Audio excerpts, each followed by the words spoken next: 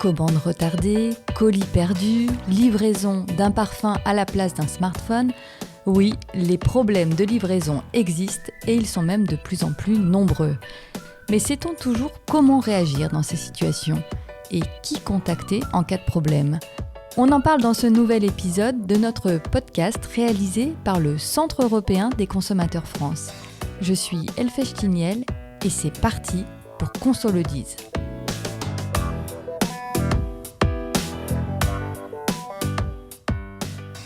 Acheter en ligne, c'est simple comme 2 clics.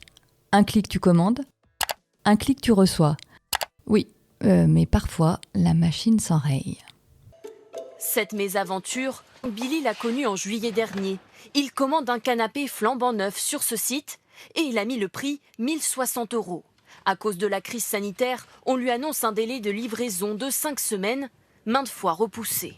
Au début, j'étais pas surpris. Je me suis dit, c'est normal, 15 jours, 3 semaines, un mois, il n'y a pas de souci. Mais le problème, c'est quand on m'affirme qu'il est dans le transporteur et qu'il n'arrive jamais, là, c'est du mensonge. Il attendra 4 mois et demi pour récupérer son argent. Pour savoir ce qu'il faut faire en cas d'erreur ou de retard de livraison, je reçois Lyon Joetchard. Lyon est juriste au CEC France et des problèmes de livraison en Europe, il en règle tous les jours. Bonjour Lyon. Bonjour Elfèche. Lyon, quand on a commandé quelque chose sur un site internet et qu'on ne le voit pas arriver, on en veut très souvent au livreur. Mais qui est le véritable responsable du retard, de la perte ou même de la non-livraison d'une commande ? Alors ça ne sert à rien de s'acharner sur le livreur parce que c'est le vendeur qui est pleinement responsable de la bonne livraison du bien qui a été commandé par le consommateur. C'est jamais le transporteur ? Alors, dans de rares cas, effectivement, ça peut être le transporteur, le livreur, mais généralement, effectivement, c'est toujours le vendeur qui est l'interlocuteur principal et qui est pleinement responsable de la bonne livraison.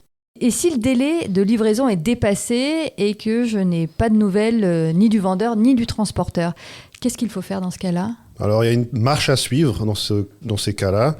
Il faut simplement, en fait, contacter le vendeur, comme on l'a déjà dit avant, pour le mettre en demeure de livrer en fait, le produit dans un délai supplémentaire mais raisonnable. Qui est par exemple ? Ça dépend des produits, mais pour une livraison classique pour un objet standard, 7 à 10 jours, c'est un bon délai. Et ensuite, si le vendeur ne répond pas, ça doit arriver ? Effectivement, si ce délai supplémentaire a été dépassé, à ce moment-là, le consommateur a le droit de revenir sur son achat, donc d'annuler la vente et de réclamer le remboursement qui est dû à partir de l'annulation dans un délai de 14 jours. Autre scénario catastrophe, qu'est-ce que je peux faire si le produit que j'ai reçu ne correspond pas à ce que j'avais commandé ? Alors là, c'est ce qu'on appelle un défaut de conformité. C'est un cas de figure qui est couvert par la directive européenne qui établit les règles en matière de garantie légale de conformité. Et elle couvre les cas de figure où il y a effectivement une livraison d'un produit qui n'est pas conforme de façon générale. Alors maintenant, dans le cas précis que tu as évoqué, là, le consommateur, il a le droit effectivement de contacter le vendeur pour réclamer une solution de mise en conformité.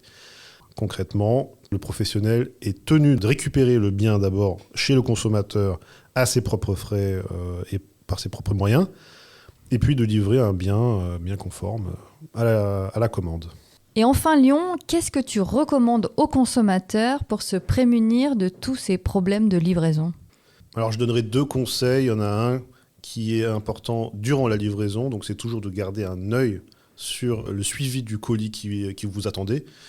Parce que s'il y a déjà un délai qui est constaté, un retard, ou alors une anomalie durant le transport qui est affichée sur le suivi, ça peut être utile de directement contacter le vendeur et l'informer de ce problème pour qu'il puisse entreprendre les démarches nécessaires. Et le deuxième conseil que je donnerais, ce serait de documenter au maximum le déballage des colis. Concrètement, se filmer en train de déballer son carton ? Tout à fait, prendre des photos ou des vidéos du déballage jusqu'à ce qu'on voit l'objet qui était à l'intérieur. Merci Lyon pour tous ces bons conseils.